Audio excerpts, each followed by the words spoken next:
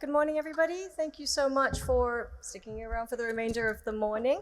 Our panel today is going to be Evolving Strategic Role of Natural Gas and LNG in Multifaceted New Energy Systems. It was even too long for me to put in the email subject line when I was trying to coordinate with the panelists, so I'm actually just probably going to say it's gas and LNG recalibration. I'm an analyst at heart, so I like to recalibrate things and talk about modeling and different inputs that actually start to change the assumptions of what our industry is looking like. That's what we're going to spend the next about 55 minutes for this panel session. We're going to talk about what are those changing dynamics in the gas industry, gas and LNG industry, and then we'll move into a conversation about those key things that's on everybody's mind, particularly those here in the room today. We're going to talk about reliability, affordability, and that overall security supply, and then later get into a little bit of the positioning of the role of gas in India specifically.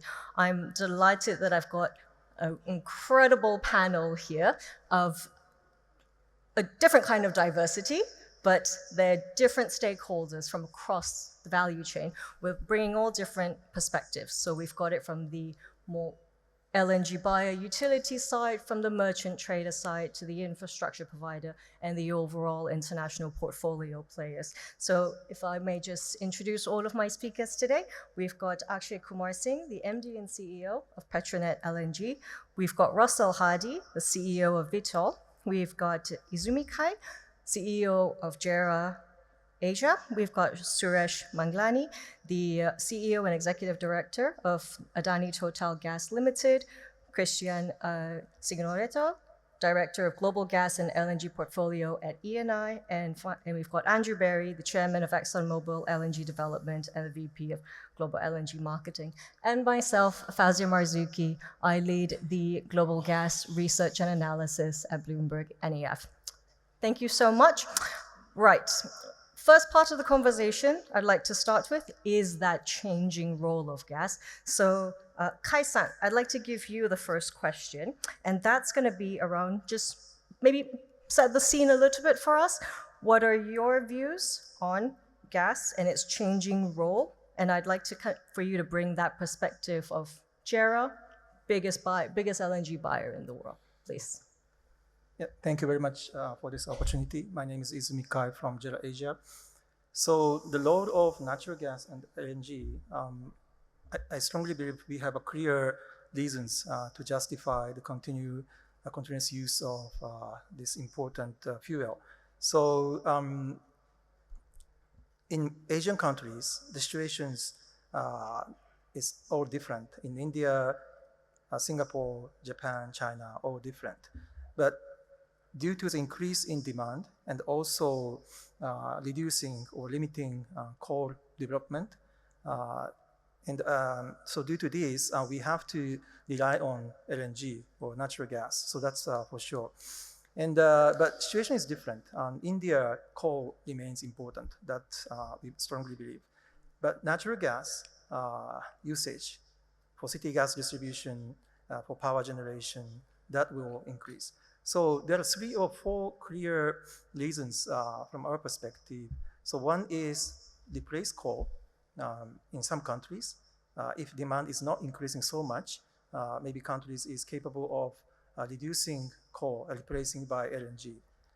But countries such as Vietnam or Philippines, demand increase over next 10 to 20 years by 7-8% per year.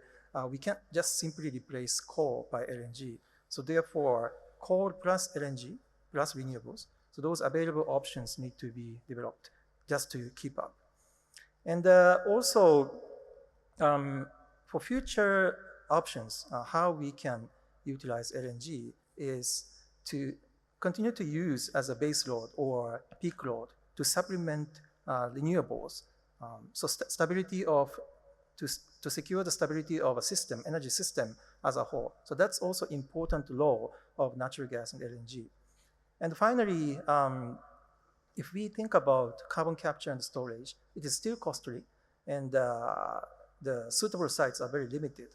However, if we can identify available CCS site at a lower cost, then we could even continue to use fossil fuels, natural gas, LNG, together with CCS development. So we can achieve energy security and also lower emissions. And on top of that, there are some uncertainties whether CCS becomes available or not. So therefore, while we consider CCS development, another option is LNG could be utilized as a potential carrier of hydrogen. So if depending on the technological development, we may utilize regasified LNG for extracting hydrogen. Of course, CO2 need to be managed by importing countries, but that kind of options we may continue to hold so that we can adjust flexibly depending on the technological development going forward. Thank you so much, Kai-san. Actually, this session is actually in the resilience stage. So now that we've actually talked about the transition stuff, which is also going in a parallel stream, I want to now take it back to maybe Akshay-ji. India had record LNG imports last year. There was, to a certain extent, powered by the need in power generation, although gas generation is a relatively smaller part in the Indian system.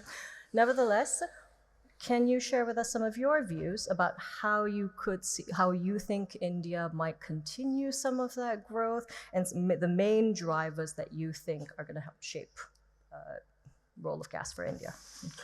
Thank you. First of all, good morning to everybody, and my greetings to the moderator and the co-panelist. In the backdrop of the today's subject on which we are deliberating, the strategic role of LNG and natural gas in multifaceted energy system being developed across the world, particularly with respect to India, growth story of consumption of natural gas, particularly in the last year. When we compare the calendar year 2023 and calendar year 2024, there was almost increase of 21% LNG import in our country. This was primarily driven by the more consumption in the power sector. Last year, it was an intense heat during May, June, particularly April, May, June, first quarter of the financial year. And the consumption of natural gas increased drastically. Normally, it remains in 2022 MMSCMD gas, which increased to almost 40 MMSCMD gas during that period. One of the reason was also the volatility was less in the international market, and that is also a deterrent in increasing the consumption of natural gas in India. But over the year, the growth is predominantly happening because of the economic activity is picking up post-COVID, and as we know that all the forecasts, including IMF and World Bank, that India GDP growth will remain 6.5% plus, and because lot of economic activity, urbanizations is happening, and manufacturing sector is picking up, and the energy consumption is increasing.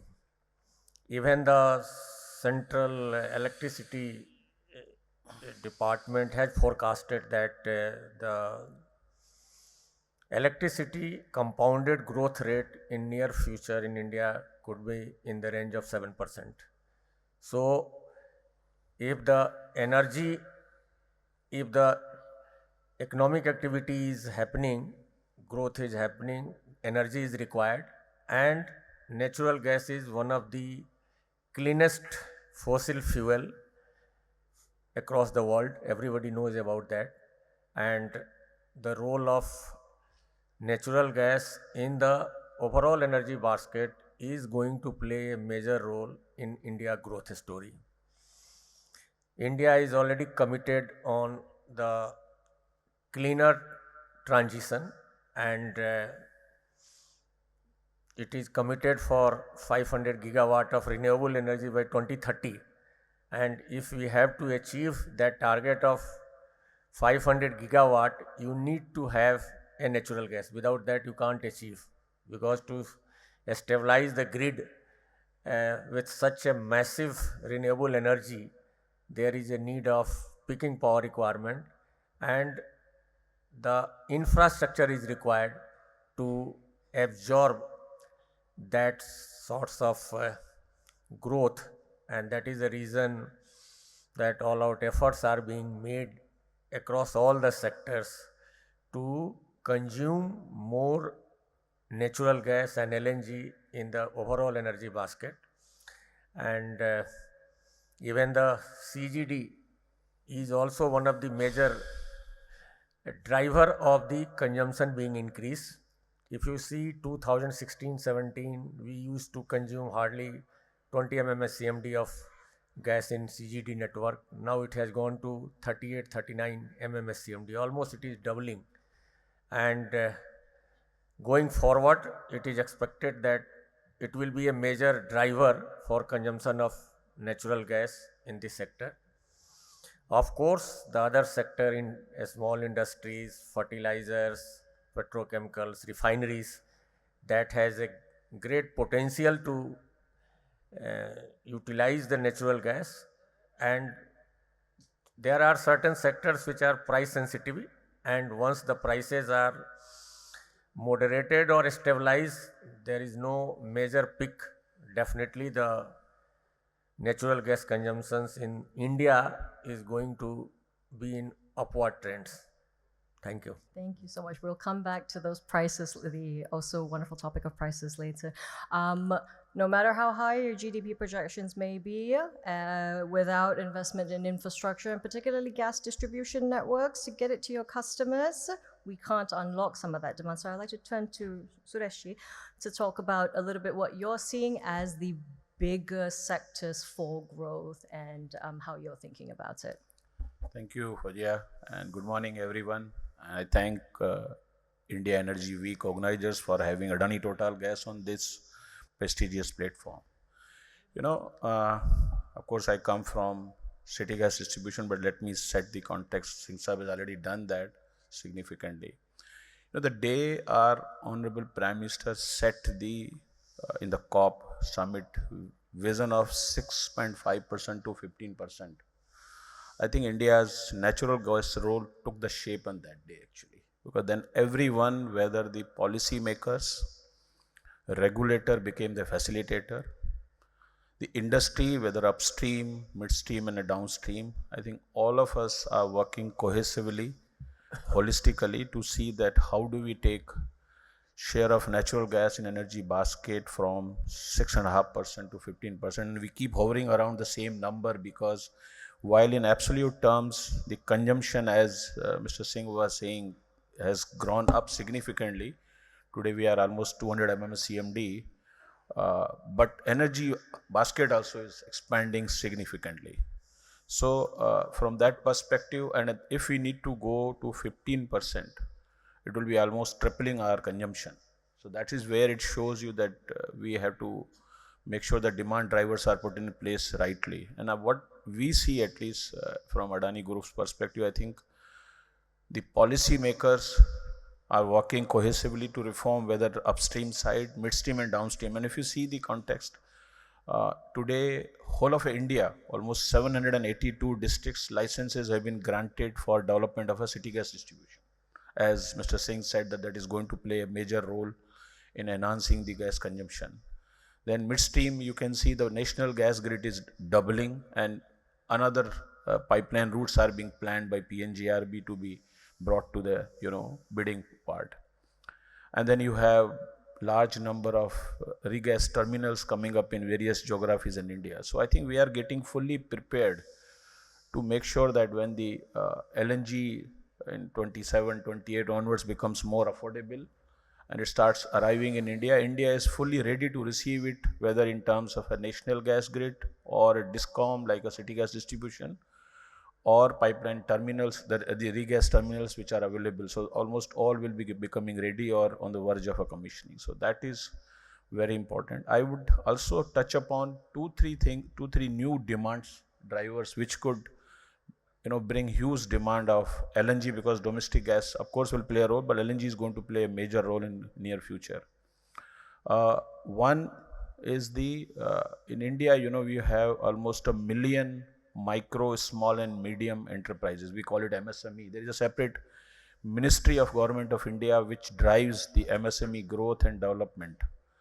Now, from our perspective, if we bring certain policy reforms to make sure, today some geographies have mandatory usage of a natural gas and others they don't have mandatory usage because of the pollutions levels, etc. So what happens is, people who are to mandatorily use, their production cost goes up, and people who don't have, their cost is bit down.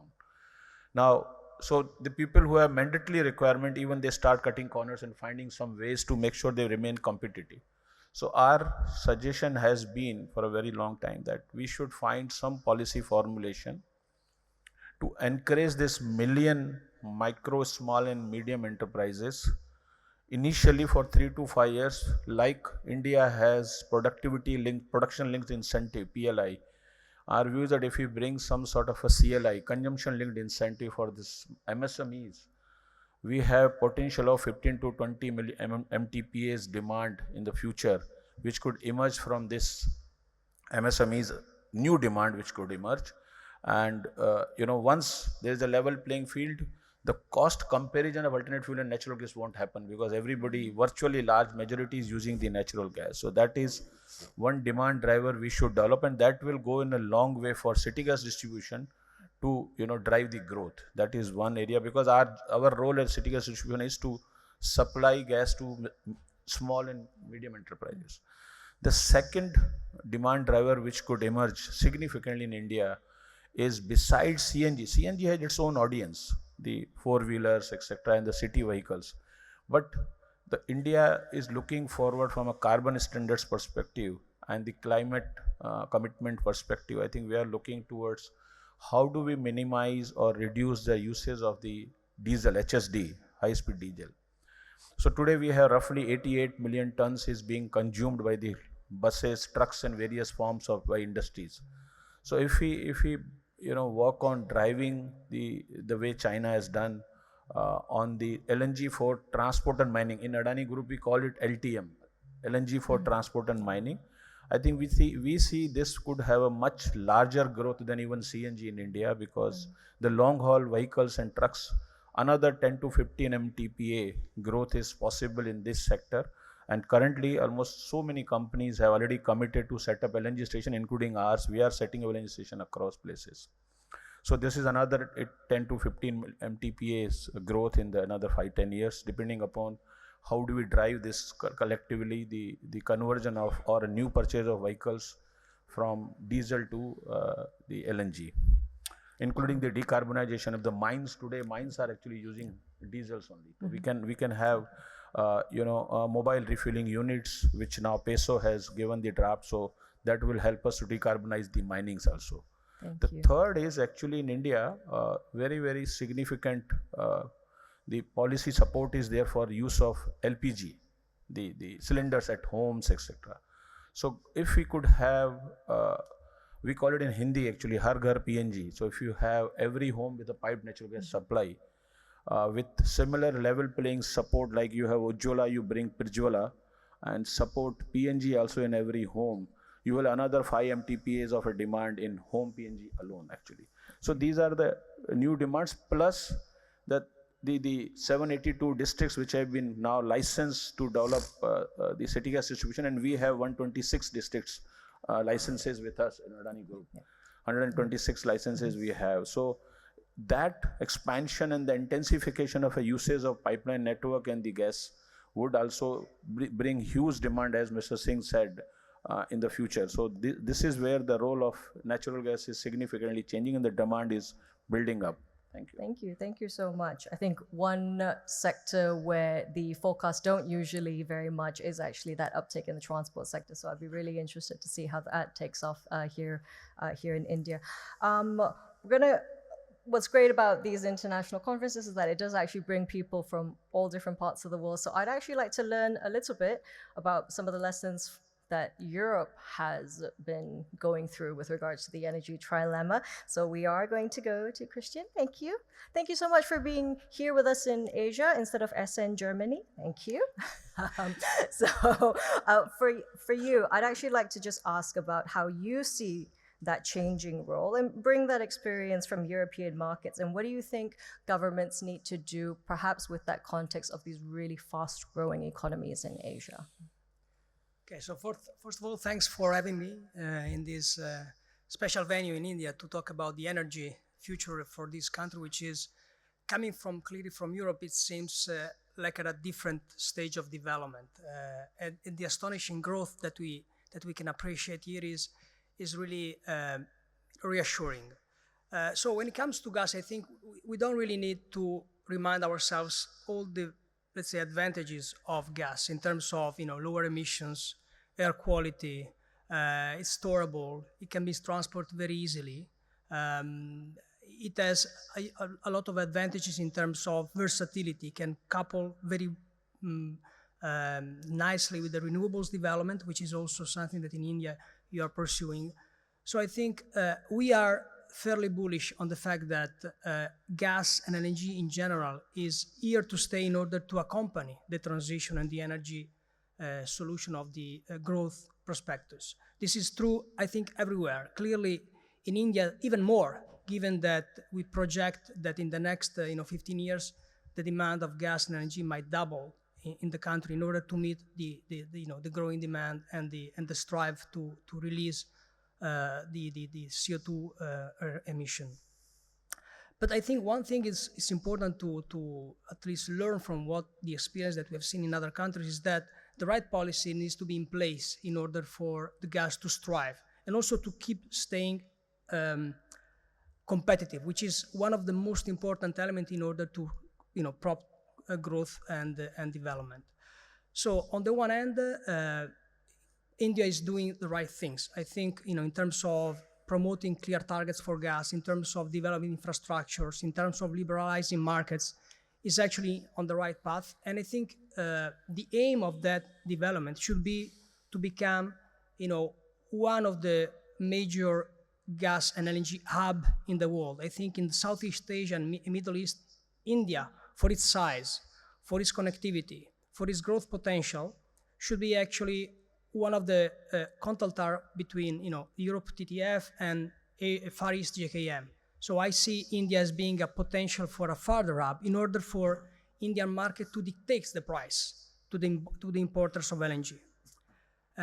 On the other hand, though, I think it's also very important to strive for the fact that it's important for India to spur new developments, new upstream developments, not only in India, but also abroad.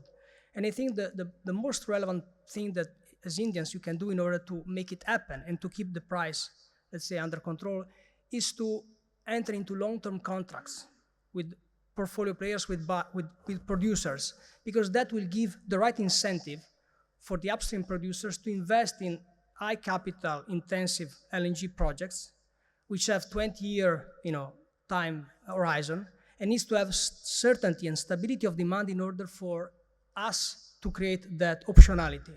So I think it's really important to let's say have the right policies to enter into long-term contracts. And the other thing I would say it's also important is using the Indian might in terms of financial capability to also support financially the developments of those upstream development in order again to create more competition and to secure flows of LNG to the country. Thank you so much. We're going to stay on the price element as well. We're going to talk about more the affordability and sending those right signals. And then we're actually going to come to, so for more for the investments standpoint. And then we're going to talk about the market signal. So I'm going to actually first come to Andrew. So traditionally, the LNG market has actually been dominated by nations with a higher purchasing power, right? But now we're seeing that a lot of emerging economies are very much turning to LNG. How do you see this dynamic changing or changing that role? Yeah, thanks a lot for the question. And it's an absolute pleasure to be here. It's my third India Energy Week. So I've been to every single one. And it's just so great to see it continue to grow, and the new facilities that have been built here is really impressive, and it just demonstrates the importance of India in the entire global energy sector. When we talk about affordability and price levels, I think the first comment I'd make is that we've had a very unusual time in the market in the last few years, and some extraordinary prices, which I think many of us in the industry would never have been able to forecast or predict. But during that time, when you look at it, it was about 80% of the entire market that was still under long-term contracts.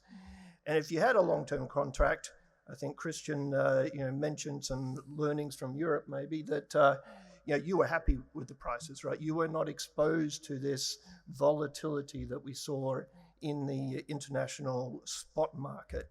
And that volatility has been very detrimental. Cristian could talk about it more, but the impact that has had on industry in Europe has been very significant. The impact that it's had here in India, I think, has been a deferral of the growth that we expected to have, and that has been detrimental to the industry here. But I'd also say that I'm very confident about the future of natural gas and LNG, and the investments that we're all making around the world to bring on new supply. Interestingly, we as a corporation do an energy outlook out through to 2050, and we compare our outlook to third parties, and I don't think I've ever seen a more significant range in potential forecasts than we have now. But we are the most bullish of the third-party outlooks that we evaluate in the space of natural gas and LNG. And the reason for that, a number of them people here have already mentioned it. I mean, Mr. Singh talked about the importance of the growth of renewables in the country and linking natural gas with that. When you think about the panacea that you want an energy supply that is more affordable than the alternative with lower emissions. That's really what you want, right? And so when you combine the renewables with natural gas, you get into that point. We made some comments, Suresh made comments around transportation, right? So again, when you can bring LNG into the transportation network, whether it's, we talked about here in India with heavy trucking, et cetera, the marine market is seeing very significant growth. And when you can bring the energy supply in that is more affordable with lower emissions, then that's where we really see the growth. And then you combine that with other opportunities, for example, of natural gas in the right location with CCS, then again, you're bringing an opportunity space which is lower cost and lower emissions than the alternative. So we see massive growth across, particularly in India here, the unlocking of the opportunities we talked about, but very, very strong growth around the world for natural gas and LNG. All right, absolutely. And we'll come back to you about sort of some of Exxon's points for India as a demand, for demand growth specifically. But I do know your outlook is particularly bullish on gas and the power sector compared to others. So that's yes, it is.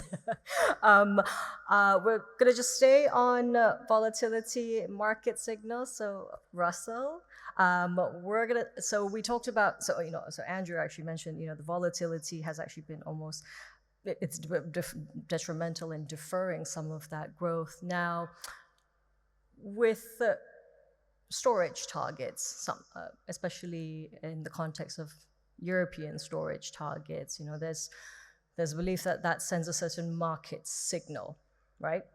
Setting a target that you need to fill your storage up this much sends a certain market signal that actually does fuel some of that volatility. So how do you think the market's going to evolve?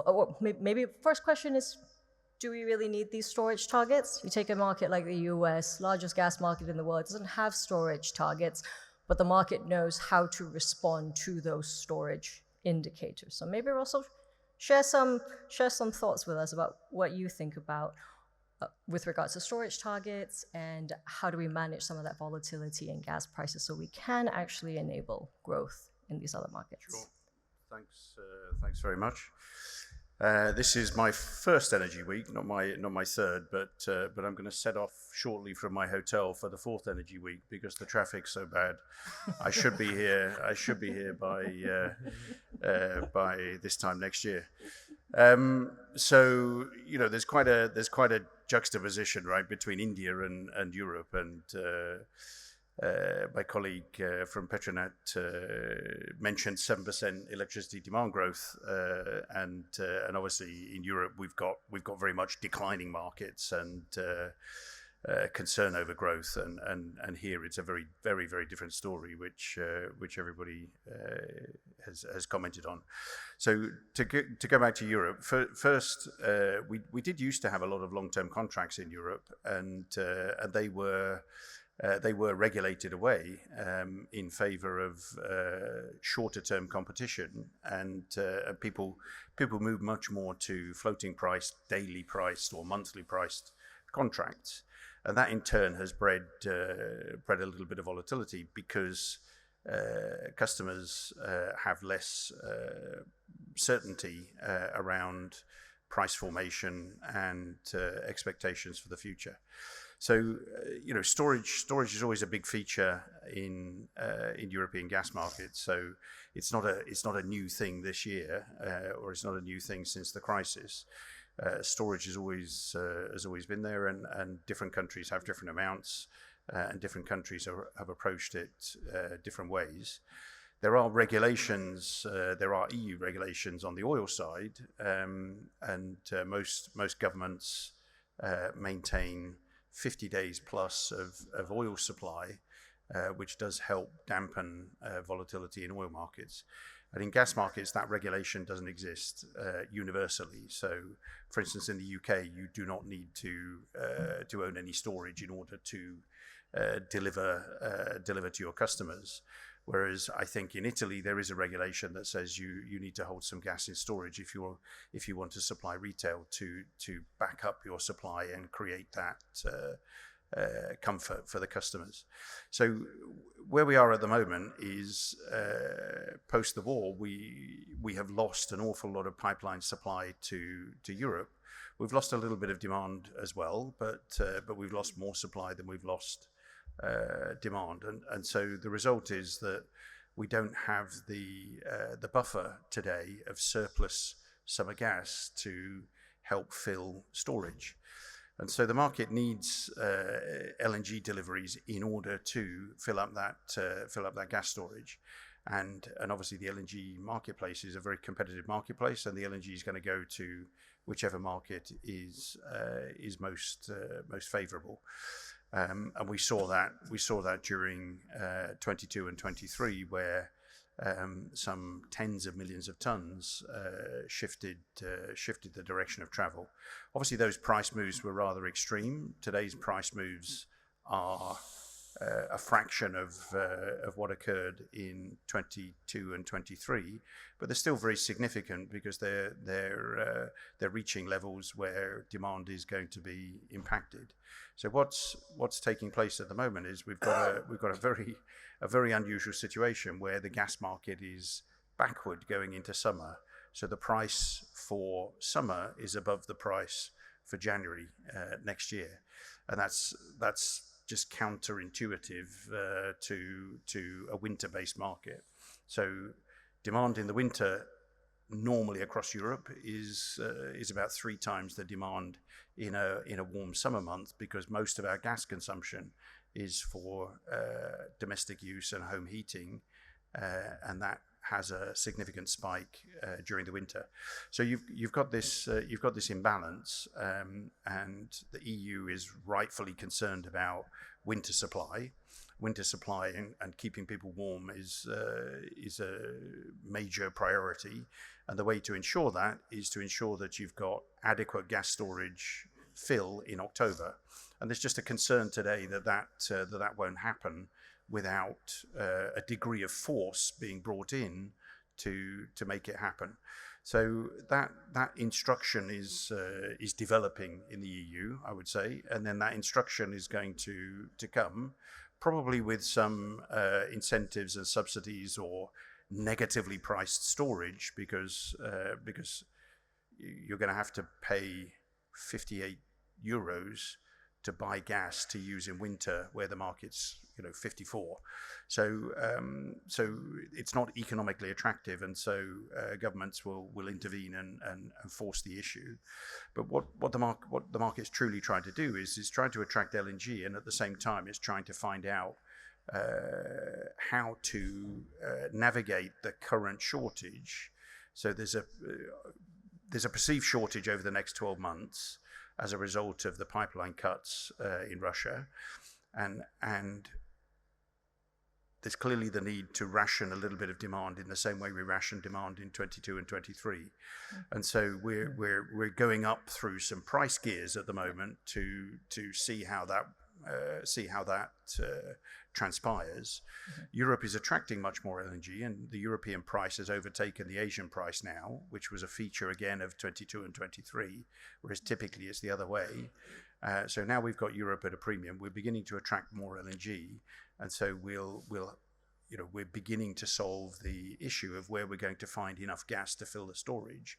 What hasn't been achieved yet is who's actually going to finance 58 euro gas into storage to bring it back out at 54.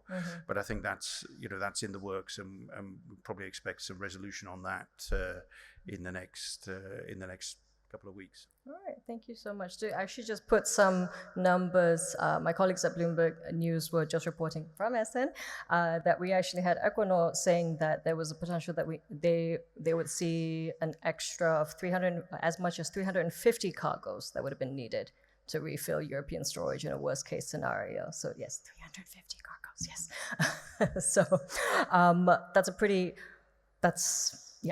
Europe attracting that is pulling it away from elsewhere. And then you start having this concern about, affordability now in a summer season when many of the Asian markets, that's actually when they need the LNG the most due to the increasing occurrences of heat waves and that need for cooling demand.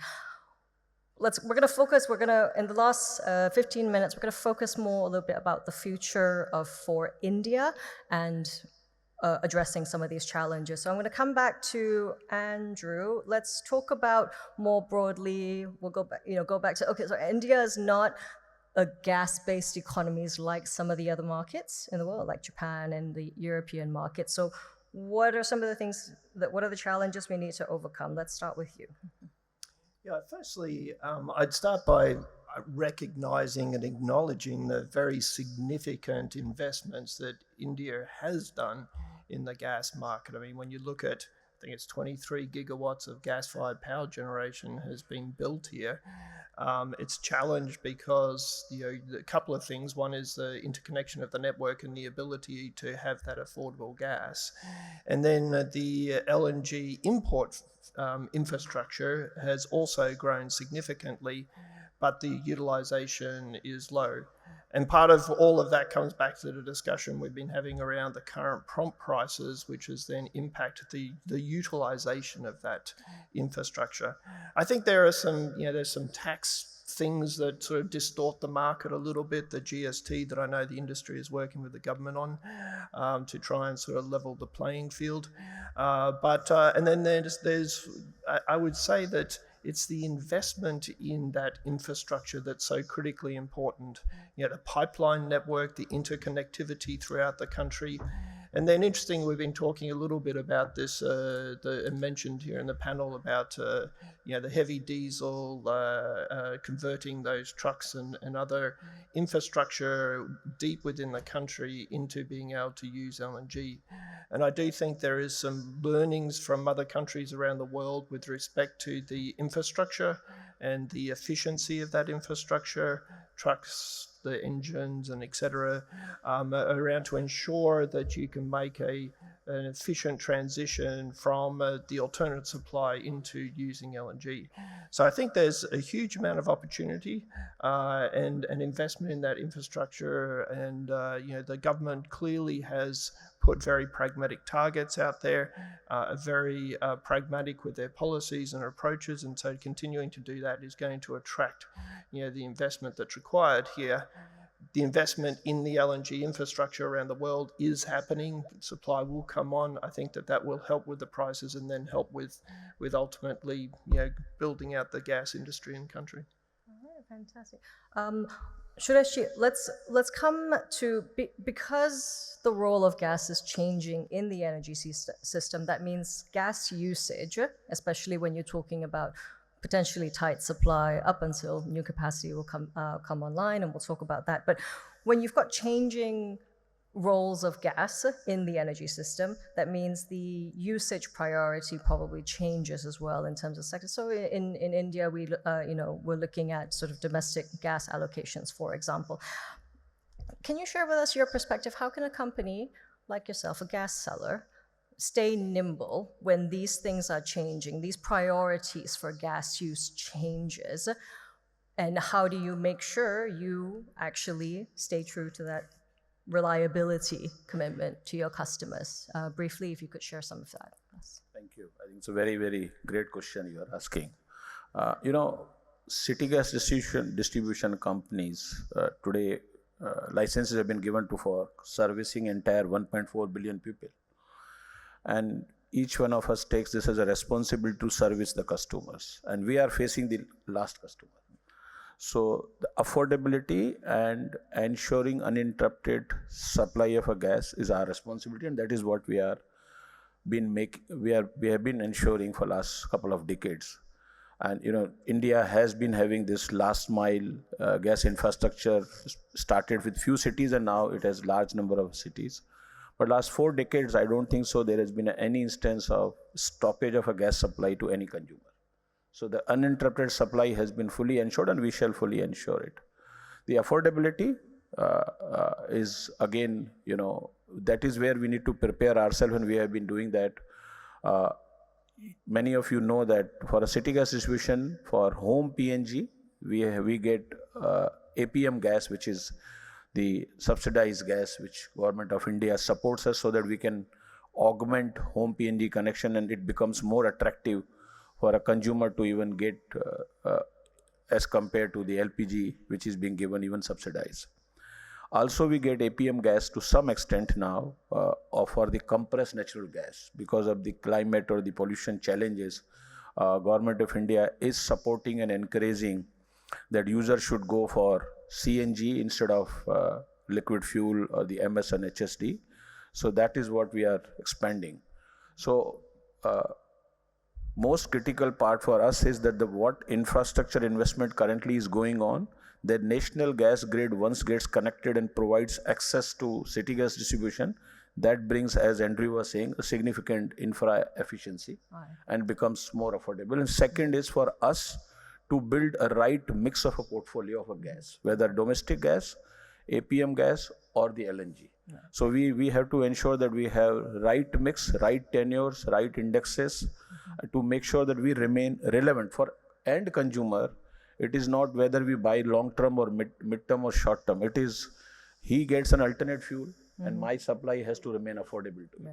Right. So that is where we are continuously working on that we provide affordable gas to the consumer. All right, and we're going to come to the portfolio mix.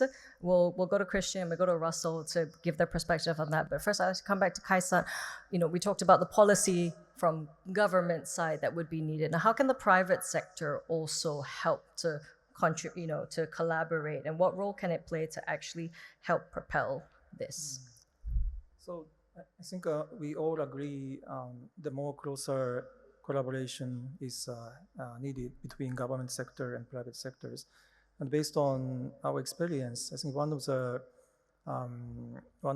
action items could be to involve, from government perspective, involve private sectors from the very beginning, so that, for example, in Southeast Asian countries where it is a little bit complex situations exist, they can introduce LNG in the planned manner. So JERA is actually involved in a few kind of development of energy transition, the plan development, and also decarbonization activities. So we are very much honored to be involved in the, one example is a PLN in Indonesia, and also EVN in Vietnam. So that we can propose more like a realistic introduction of new fuel in a planned manner in collaboration with respecting the local unique situations. So Asian countries have a very different situation, so we can't just apply same approach to Asia. And also, JERA unique point is we imported first LNG more than 55 years ago, 1969 from Alaska. So we have a accumulated experience of the purchase, procurement, shipping, optimization, trading. So I think such a kind of a transfer of knowledge, including construction and operation, that kind of things is very important. So through the G2G frameworks, I think we are very happy to support such leveraging our experience for future introduction of LNG by developing countries.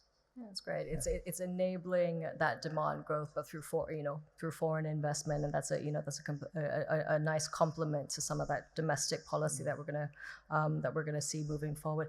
Let's come to the portfolio, right? So let's turn to maybe Cristian first.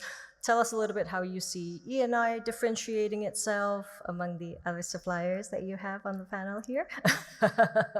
Differentiating yourself and where you think Eni kind of is a strategic partner in that sense. And we'll come to Russell as well after for some of your thoughts on how India should be taking advantage of the potential oversupply that will be coming before the decade is up. But first, Cristian. Yeah. So, well, first of all, I mean, I like to say that we put our money where our mouth is, because we are planning to have a production mix towards gas. So we are targeting to have 60% of gas production by 2030 and over 90% by 2050, just because, as we said before, I mean, we are very bullish on gas and LNG. And our portfolio, I would say, is fairly, unique in the sense that, first of all, our backbone of development is anchored on our equity upstream projects, because we like clearly to have, to manage risk across the full value chain, from upstream to downstream to the final customers, and that is a bit of a unique, let's say, proposition. Second is that, in a world in which U.S., Middle East, and Australia accounts for 2/3 of the LNG supplies, we like to focus on niche markets to bring more diversity, to bring more security of supply, to bring, let's say, something different on the table of our customers in order to differentiate the risks. And I would say third is that, given that we are strongly, let's say, we have strong knowledge of the gas market because we have this legacy market in Europe, we can provide also to our new customers in the Asian Pacific region tools for risk management and tools for signing, long-term contracts which are competitive and are tailor-made for our customer needs. And maybe going back to the point I was making before, I think India is actually a good match, I would say, for our portfolio. First of all, because of the proximity of our sources, so West Africa, Indonesia, East Africa, so it's very proximal, very close to India. And second, because I think India has a strive to sign long-term contracts in order to sustain the growth of the demand in the country. And I think on that part, as I was saying before, it's a good match, because from an upstream perspective, having that certainty of demand is crucial to embark in long-term capex intensive projects. Thank you so much. Let's go to Russell. So yes, this potential oversupply is coming, depending on which research house you read. Those years kind of vary a little bit between 2027 and 2030. I hope you're reading ours though, Russell. How should India position itself for when that supply comes online? So, yeah, I think things are tight at the moment, but there's 200 million tons nearly of new production under construction or nearly under construction, and that's all going to hit sometime in that 28 to 31 period. Most of that's baked in. Most of that's going to happen, and there's probably not too much that's going to be added to that list in the short term. I don't think the new US policies are going to dramatically change that balance out to 2030, but they may have an impact in the next decade. But it's been mentioned here several times today that there are lots of alternative new forms of demand. So whilst things are oversupplied, the oversupply will probably only last a period of time, and again, price will do the work, and demand will return. We had very, very low prices in 2020 and 2021, and it spurned an LNG truck business in China that's something like 15 million tons now. So these pockets of demand, whether it's trucking here in India, whether it's LNG fuel for shipping, container liners and tankers, demand will come and the market will rebalance. What it means for customers here in India, as city gas grows, as a little bit of power grows, and as other sort of industrial uses like the fertilizers grow, is really to probably avoid those spot markets and to contract a little bit longer term. Again, those crude priced contracts that were mentioned earlier on were 60, 70, 80% of the LNG market over the last few years. And so they shielded customers and supply chains from the increase in spot prices. So I think, if you have that visibility of demand going forward, it's an opportunity rather than a threat, I would say, and something that people should probably take advantage of, the 10 to 20 year period, because in the end, the market will rebalance. Mm-hmm. And it's interesting that you mentioned crude, because India has actually just recently changed some of its pricing mechanism, that it is actually back to a basket of crude oil linkage for some of the domestic gas. So it's interesting to see the shifts in how the gas market changes and tries to recalibrate itself. My favorite word of Panama, recalibrate itself to actually enable all of this. We're gonna now turn.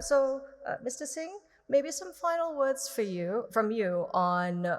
So we talked about the need for policy, infrastructure, and all of this potential growth for gas in India. Petronet having the largest position of LNG import terminals. Tell us, what's your vision for the future of India's LNG demand and gas demand overall, and how is Petronet going to be facilitating that? Thanks. So I will take just a reference of the government intended target of 15% by 2030. What does it mean? That it requires almost 3.5 times increase in gas consumption, whatever today we are consuming. And considering the present domestic productions and the nature of the producing well, which has a very shorter plateau time, 6 to 7 years, we will be heavily dependent on LNG. If at all we have to achieve this 15%. This translates into almost 120 million tons of LNG imports. Only then you can have a 15% by 2030. And you need to have a very large infrastructure to handle that volume. Caveat is that the prices, and all indications are the prices should stabilize, that present LNG trade is around 400 million ton, and by all probability in coming 2 to 3 years, we should be adding 200 million tons. What is the indications, all the projects going on, and where the consumption will come? India and China, major you can say, and India has a potential to utilize that. There is no denial on that. Technically, it is proven that the liquid fuel can be easily replaced with a gaseous fuel. India is 88% importing the crude, almost more than 200 million tons we are consuming the liquid fuel, and only we are importing 26-27 million ton of LNG. So one of the major area, that is the transport sector, heavy duty and medium duty trucks and the mining equipment has a great potential to utilize the LNG. In India, almost 5.2 million heavy duty trucks and medium duty are operating, and every year we are adding almost 320,000 of these heavy duty trucks. And this even the 10% of the new vehicles which are being introduced in the country every year by the OEM has a potential to consume 1 million ton per annum of the LNG. So it has a huge potential. As the China story, only 600,000 heavy duty vehicles are consuming 12 to 15 million tons of LNG. And that will be the real changing story in the coming future once we get the sourcing done at a reasonable price where we can ensure the replacement fuel. Whatever is happening, it is cheaper than whatever the consumers are using. So if you ensure that it is cheaper than diesel, definitely this story can unfold in the near future. Also the CGD, as we know that almost 28 to 30 million tons LPG is being used across the country, and you can replace all LPG with the natural gas if it is cheaper than the LPG, and all indications are there that natural gas should be cheaper than LPG. So that is also will be the main game changer of maximizing the utilization, and that is the reason Petronet, being the pioneer in the LNG, is putting a lot of efforts on expanding the infrastructure. We have 22.5 million ton regas capacity, and we are in the process of expanding 5 million ton at Dahej and putting the new terminal 5 million ton at east coast of India, that is at Gopalpur in Odisha. Even our one LNG terminal at Kochi, which is only utilized 20%, getting connected with the national gas grid, and it can increase its utilization from 1 million ton to 5 million ton. So PLL itself can put 14-15 million ton additional regas capacity very soon to meet this growing LNG consumption in the country, and all indications are there that the infrastructure, the main thrust, almost $60 billion is committed for expanding the existing transmission network from 25,000 km to 35,000 km. The CGD network 307 GA, which has been authorized, everywhere job is going on. So once the infrastructure is there, consumers are connected, and the supply is available, there is no reason why the consumption cannot increase. So only one caveat, the price, nothing else. There is a great potential, and maybe 5-6 years down the line, we will find that the India could be one of the, today we are the 4th largest importer of LNG. We can become the number 1 in the future. Okay, we'll see in about 2 or 3 more India Energy Weeks. Maybe Andrew would have come to all of them by then. Yeah. Thank you so much. This has been fantastic insights. We talked about on the demand side, these little more pockets and new areas like the micro SMEs. We talked about transport and of course that firming role that it has for the power sector with regards to the affordability piece. You know, there is this element, okay, contracts can shield you from that volatility in prices, but those contracts also need to kind of go the other way, and that it needs to send a strong signal to your suppliers as well to be able to make those upstream investments too, and make those even investments in infrastructure, foreign investments in the country itself. And then most importantly, when that supply hits the market, India should be positioning itself with the regas terminals, with the distribution networks and all of those contracts in place. And I hope the next India Energy Weeks that we subsequently come to will have even more insights with regards to the changing role of gas. Thank you so much for your time. Thank you. And audience, thank you so much for staying with us.